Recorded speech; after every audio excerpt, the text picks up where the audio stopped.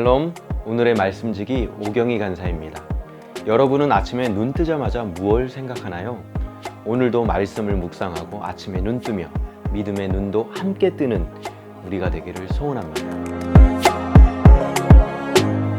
주전 7세기 누구도 막을 수 없던 초강대국 아스르의 수도 니느웨가 있습니다. 이런 니느웨를 향해 나훔은 그들을 파괴하는 자를 대비하라고 외칩니다. 니느웨는 강력한 군사력을 가진 군대를 자랑했습니다. 하지만 자신들보다 더 강한 군대의 공격 앞에 속수무책으로 무너집니다. 강력한 공격을 받은 니느웨는 결국 멸망합니다.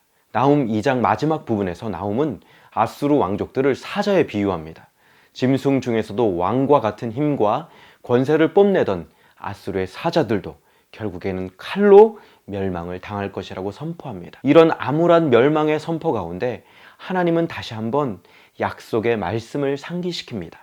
하나님께 피하는 자들의 산성이 되시고 그들의 이름을 불러가며 세심하게 보호하시겠다는 은혜의 약속입니다. 약탈자들이 약탈하여 이스라엘의 포도나무 가지를 다 없애버렸지만 여호와께서 야곱의 영광을 회복하시되 이스라엘의 영광 갖게 하시나이다 라는 말씀으로 아수르에 의해서 무너졌던 이스라엘의 회복을 약속하고 선포하십니다. 번성하던 아수르의 멸망과 이스라엘의 영광을 회복하겠다는 하나님의 약속이 어때 보이나요? 한쪽은 모든 것이 다 무너진 폐허이고 한쪽은 영광의 회복을 선언하는 희망의 목소리입니다. 초강대국의 멸망 앞에서 하나님이 선포하시는 희망을 어쩌면 믿기 어려울 수도 있습니다. 아수르 같은 큰 나라도 더 큰 나라 앞에 무너졌는데 정말 하나님이 회복하실 수 있을까?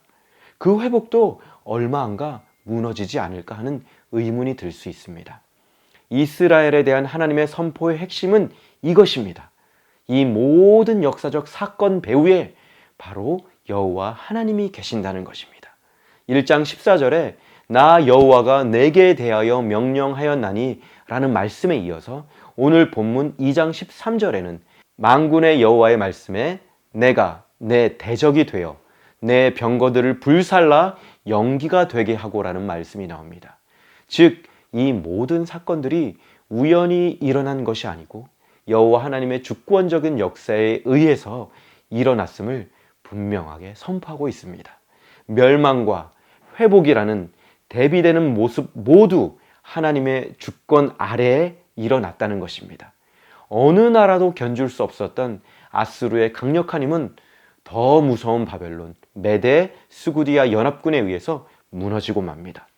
우리가 잊지 말아야 할 것은 나훔이 니느웨 몰락이 발생한 주전 612년보다 훨씬 전에 이 글을 쓰고 있다는 것입니다. 나훔이 글을 쓸 당시 아수르의 힘은 나훔의 이 예언이 얼토당토하는 거짓말처럼 보일 정도로 강력하였으며 주변 국가 중에서 대적할 나라가 없었던 독보적인 강대국이었습니다. 이 세상 어떤 것도 변하지 않는 것은 없습니다. 세상에 영원한 것은 없습니다.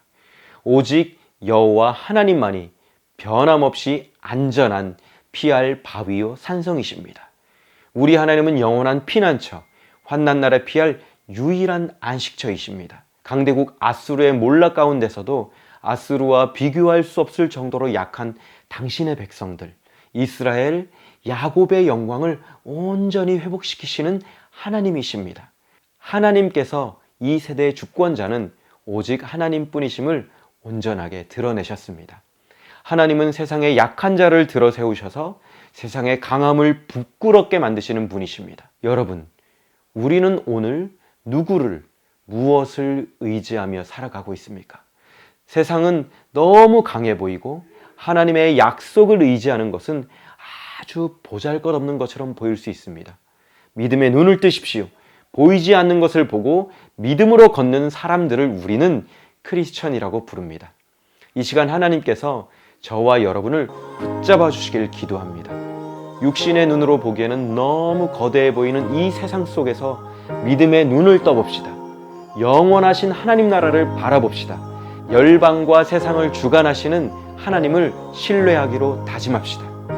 여러분의 고백으로 하나님께서 믿음을 만들어갈 것입니다.